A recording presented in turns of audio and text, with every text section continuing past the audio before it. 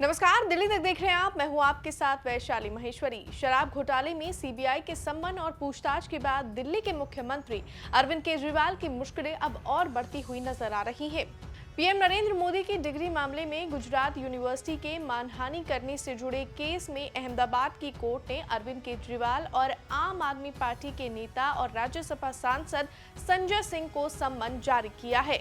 अहमदाबाद की criminal court ने दोनों नेताओं के खिलाफ ये सम्मन एक याचिका पर जारी किया है। बता दें कि ये याचिका यूनिवर्सिटी के रजिस्ट्रार की तरफ से दाखिल की गई है। इसमें कहा गया है कि हाई कोर्ट के फैसले के बाद दोनों नेताओं की प्रेस कॉन्फ्रेंस से गुजरात यूनिवर्सिटी की प्रतिष्ठा को नुकसान हुआ है। आपको बता दें, अब अहमदाबाद कोर्ट के सम्मन पर दोनों नेताओं को 23 मई को पेश होने के लिए कहा गया है। इसी के साथ आपको ये भी बता दें कि गुजरात हाई कोर्ट ने पीएम मोदी की एमए की डिग्री को लेकर 31 मार्च को फैसला सुनाया था। इसमें हाई कोर्ट ने दिल्ली के मुख्यमंत्री अरविंद केजरीवाल के ऊपर 25,000 रुपए का जुर्माना लगाया था। इसके बाद अरविंद केजरीवाल और संजय सिंह ने एक प्रेस कॉन्फ्रेंस की थी। इसमें उन्होंने कोर्ट के फैसले पर अपनी बात रखते हुए यूनिवर्सिटी को लेकर कुछ बातें कही थी और सवाल खड़े किए थे। इसके बाद ही गुजरात यूनिवर्सिटी के रजिस्ट्रार की तरफ से दोनों नेताओं के खिलाफ आपराधिक मानहानि का केस किया गया है। इस प्रेस कॉन्फ्रेंस में अरविंद केजरीवाल ने जहां देश के लोगों से सवाल किया था, क्या 21वीं सदी में भारत के प्रधानमंत्री पढ़े लिखे होने चाहिए, तो वहीं राज्यसभा सांसद संजय सिंह ने डिग्री को फर्जी बताते हुए ये तक कह दिया कि अगर जांच हुई और पीएम मोदी की डिग्री फर्जी निकली तो उनकी सांसदी भी छिन जाएगी और इसीलिए बीजेपी डरी हुई है। और क्या कुछ कहा उन दोनों ने अपनी प्रेस कॉन्फ्रेंस में, सुनिए जरा। हाईकोर्ट के ऑर्डर ने प्रधानमंत्री जी की शिक्षा को लेकर जो संशय था वो और बढ़ा दिया है। इस बात का लोगों को जवाब नहीं मिल पाया कि प्रधानमंत्री जी कितने पढ़े लिखे हैं। कुछ डिग्री इधर उधर, एक दिन अमित शाह जी ने भी प्रेस कॉन्फ्रेंस करके कुछ वर्ष पहले डिग्री दिखाई थी। अगर डिग्री है और वो सही है तो डिग्री दिखाई क्यों, दी क्यों नहीं जा रही?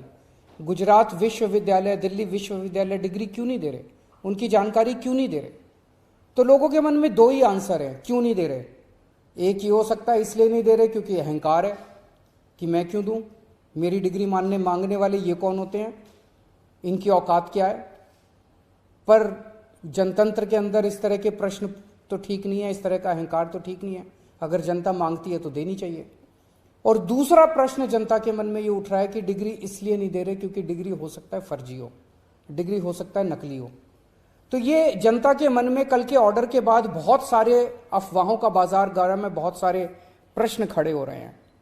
और ये नहीं समझ में आता कि अगर प्रधानमंत्री जी दिल्ली विश्वविद्यालय से पढ़े, गुजरात विश्वविद्यालय से पढ़े, तो गुजरात विश्वविद्यालय को तो सेलिब्रेट करना चाहिए कि हमारा लड़का जो है वह देश का प्रधानमंत्री बन गया। दिल्ली विश्वविद्यालय को तो सेलिब्रेट करना चाहिए कि वो उनकी डिग्री को छुपाने की कोशिश कर रहे हैं।